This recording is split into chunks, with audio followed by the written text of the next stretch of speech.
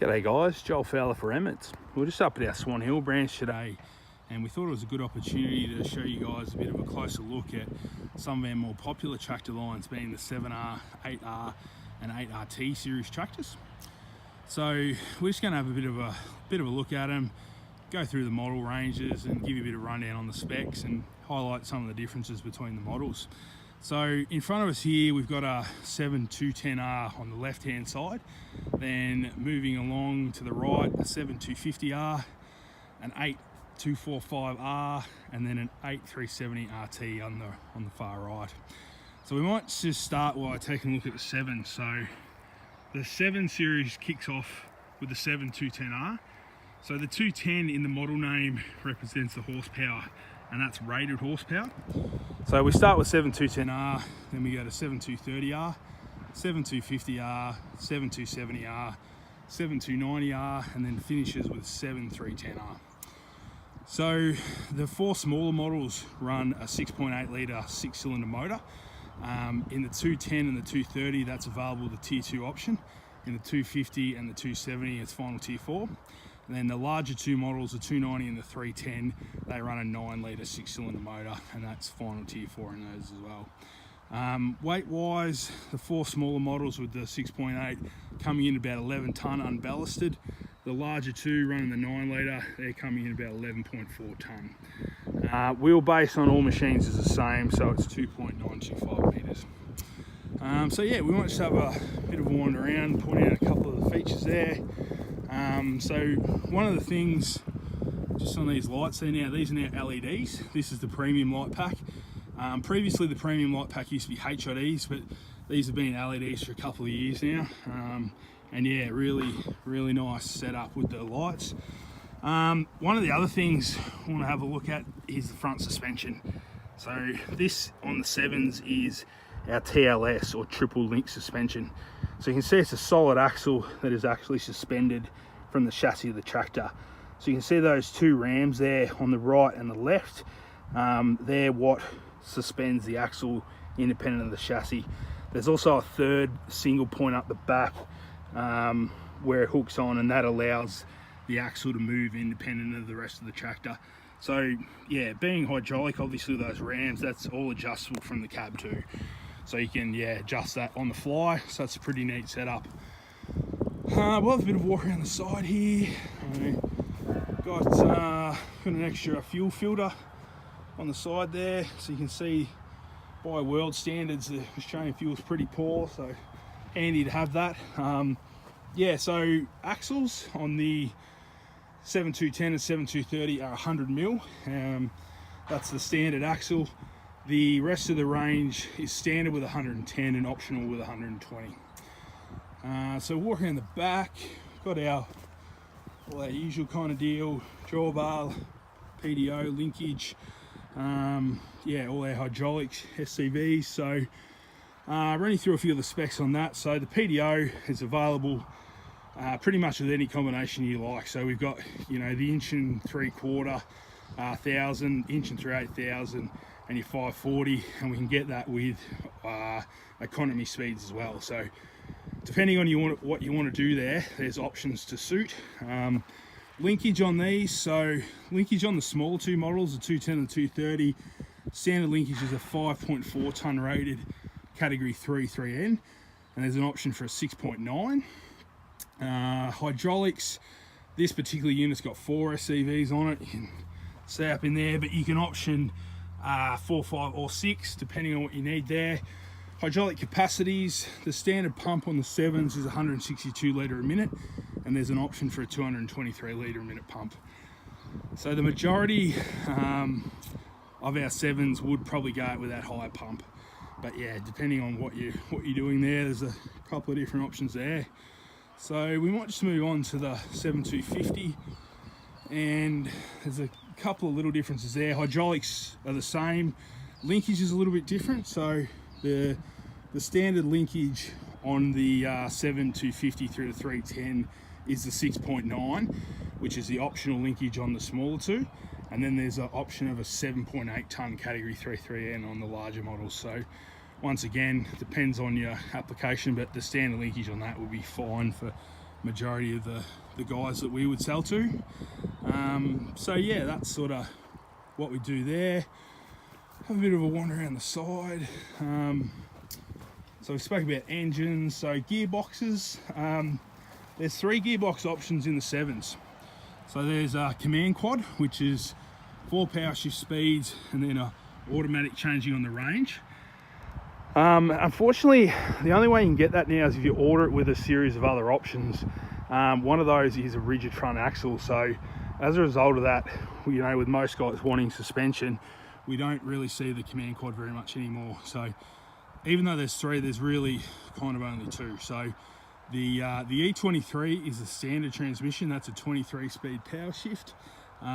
So one of the good things with the E23 is all the gears on that are evenly spaced. So, you know, there's no big gaps or big jumps. Every gear is the same percentage quicker than the one before it. So yeah, full power shift. And for guys that want that flexibility of an IVT, that's an optional transmission there as well. So yeah, that gives you the ability to vary your ground speed independent of your engine RPM. So yeah, that's I guess the ultimate as far as yeah, that ability to have that finite control. So yeah, there are two main options there, being that E23 and the IVT. So yeah, we might move on and have a bit of a look at the 8 series now. So that's the 8245R in front of us. And probably the first thing you'll notice, or one of the major things, the difference between the 7 and 8 is the suspension. So we looked at the TLS on the 7, the 8 runs ILS, or independent link suspension. So you can see those double wishbones there, top and bottom, and that hydraulic ram. So left and right side is completely independent of each other.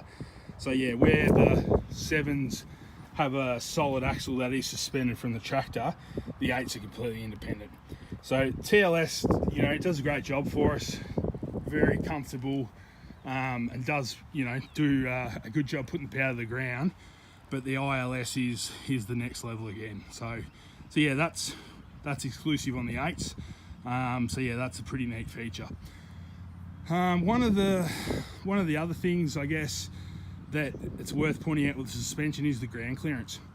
So with the ILS, because that bottom wishbone there, you can see it does come down a little bit lower. The 8 doesn't quite have the same ground clearance as the 7. So because the axle on that 7 pretty much runs straight through, it does have fractionally more ground clearance. So if you're in an application where ground clearance was an issue, yeah, it might possibly be worth considering the 7 over the 8. So the 8 series lineup starts with this model here, which is the 8245R. It goes to the 8270R, 8295R, 8320R, 8345R, 8370R, and then the 8400R. 9-litre motor, 6-cylinder across the range. The 8400R is FT4 only. Rest of the models, we have the Tier 2, 3.05 metre wheelbase, and unballasted, coming in at about 14.4 tonne. So, you know, when you compare that to the 7, you know, even though they kind of look physically pretty similar, you know, the 8 is 3.4 tonne heavier. So yeah, it is quite a bit more substantial tractor, and obviously it's longer in the wheelbase too. So yeah, we'll have a bit of a look around the 8. 8 series runs 120mm axles right across the board. So you can see the axle there, that's 120mm compared to the 7, which is 110 on the 7250. You can get an optional 120 on that if you want, but that unit's got the 110. Now, once again, you know, if you were to look at the back of those tractors, so that's the 8245R and that's the 7250R, you'd say, well, there's not a lot of difference there. So that kind of visually looks to be the case, but once again, you know, when you start to dive into the specs, it's a bit of a different story. So linkage, so we've got heavier linkages available on the 8. So it kicks off at 6.4 tonne Cat 3 3N linkage. Then there's an optional 8.3 tonne, and then on the larger models there's a 9.1 tonne Cat 4 linkage available. So, you know, compare that to the biggest linkage being 7.8 tonne on the 7, and it is, you know, quite a significant amount more. Hydraulics again, the standard pump on the 8s is 227 litres a minute with an option of a 321 litre a minute dual pump. So, you know, the optional pump on the 7 is pretty much the same as the standard pump on the 8. So, yeah, quite a bit up spec there again. PDO, we've got options on the 8 for the 1 3/4 thousand. We can also get the 1 3/4 thousand in an economy speed, and then we can get a 540 and a 1 3/8 thousand. The 7s is a little bit more versatile with their PDO options, because you can get the economy speed on any PDO size, whereas with the 8 you can only get it on that big 1 3/4. So yeah, a couple of little differences there. So wander around the front again, have a bit of a chat about the tyres.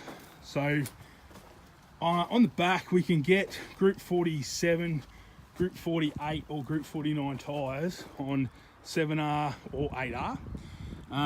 Majority of what we sell is Group 48. A few go out on Group 49s, and Group 47's pretty much done now. So the common tyre sizes that we see on the backs are, you know, 480 80R50s, 520 85R46s, and 710 70R42s. They're probably the three most common. There are certainly some other sizes in there as well.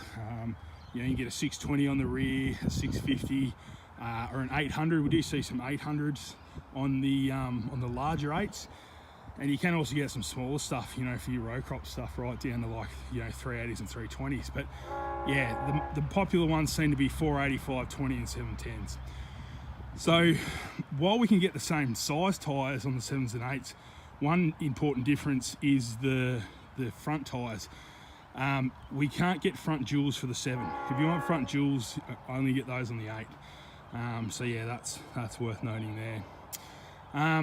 One of the other things, which is, it's the same on the 7 and 8, but it's definitely worth talking about because it's a pretty neat point of difference, is our cab suspension setup. So active seat is still available, and that's standard, but the optional cab suspension, and even though it is optional, it goes out on 95% of what we sell. Let's get in there. So you can see that hydraulic ram there.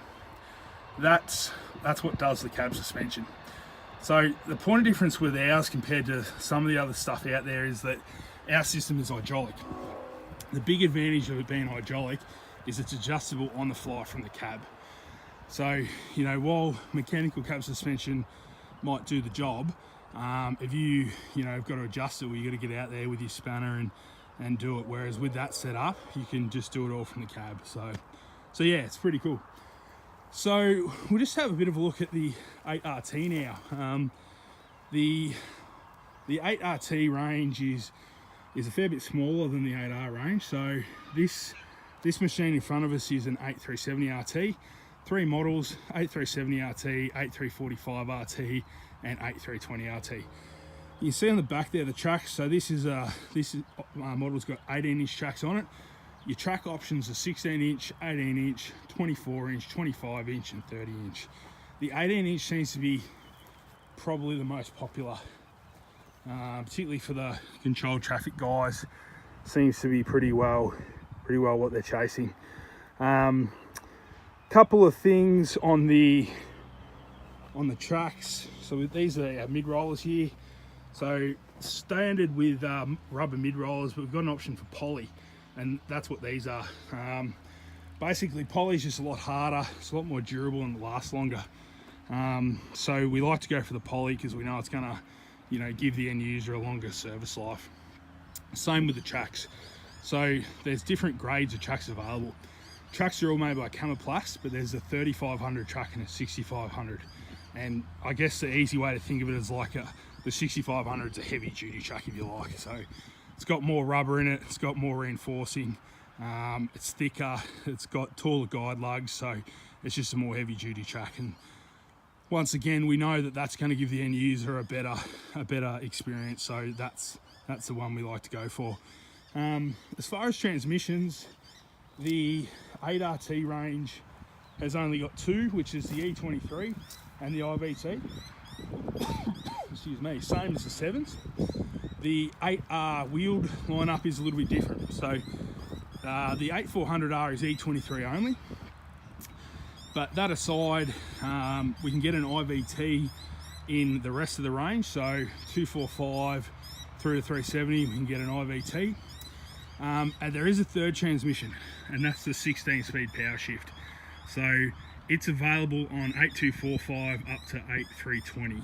So it's our 16-speed power shift. It's basically the same transmission that launched when the 800 series came out in 1994. So it's just a good solid basic transmission, and you know, depending on what you're doing, it does still suit a lot of people. And yeah, we do still sell plenty of the 16 speeds. So yeah, so that's I guess a bit of a rundown on the specs and some of the differences. And yeah, we might jump up now in the cabs and give you guys a bit of a look at them. So we're just up here on the step of the 8245R, and just want to give you a bit of a quick look at the cab. Just worth noting as well that the cab on the 7R, 8R and 9R is all the same. It's our premium Command View 3 cab. So some of the options may differ a little bit depending on what model it's fitted to, but the basic architecture, size and layout and everything is all the same. So we've got our instructor seat here, which that does fold down. Also got a fridge, so the that just comes out there, so it's not huge, but certainly holds your lunch, and yeah, 4 or 5 cans of drink in there. So that's an option, but most of the machines get fitted with that. And then we've got our operator's seat. So then we've got our command arm here with all our controls. Gen 4 display on the side there. Our corner post display. So our steering wheel, we don't run a dash in these machines. And yeah, our radio and mirrors, flashing light, windscreen wipers, that's all up the top there.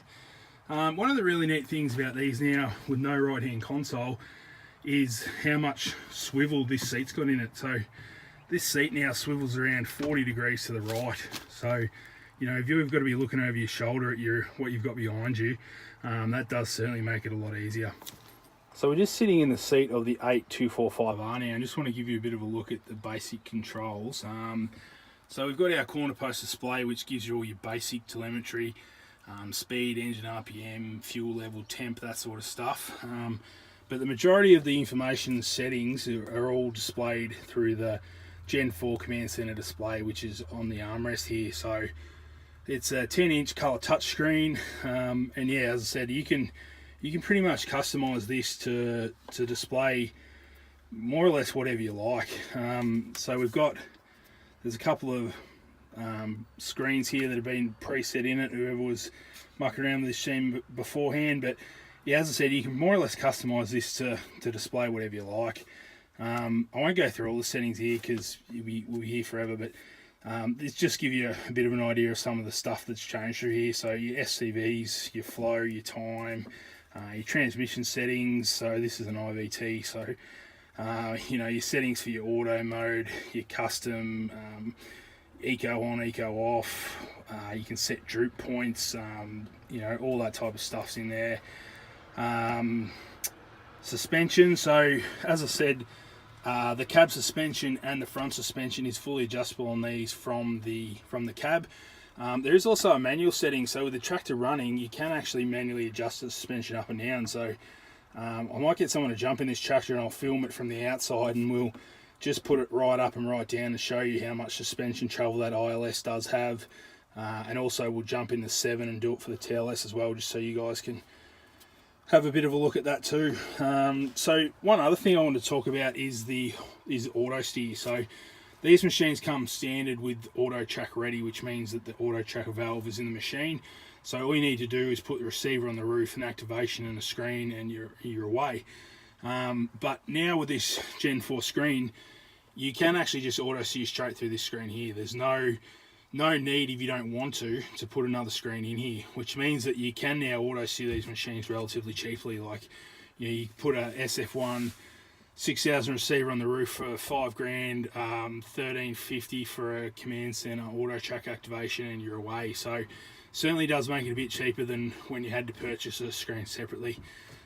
If you do have another screen, or you want to run a second screen, that's no problem as well. It's all compatible with that. So, you know, 2630, 4640, Gen 4 extended display, that's all fine. But yeah, if you do want to just run through the auto track through the command center display, you can certainly do that as well. So we'll just have a bit of a look through the controls on the command arm here. So we've got our linkage on the side here, PTO. These are your aircon, some of your radio stuff. Got our throttle on the side here. Diff locks, front wheel assist. These ones are for your iTech, so if you implement sequencing, so you know, you can set the machine up to do 3 or 4 or 5, however many functions you want with one push of a button, and then save the sequence, so that you don't have to keep doing the same thing. Auto track resume button. These are our transmission controls. So this one here is an IVT. So yeah, you've got your couple of ranges there. It's our park and reverse and neutral down the bottom. So, and our scroll wheel for adjusting the speed. And then yeah, our SCVs. So 1, 2, 3, 4 up the front here, and our linkage. So yeah, and as I said, right around 40 degrees to the right on that swivel.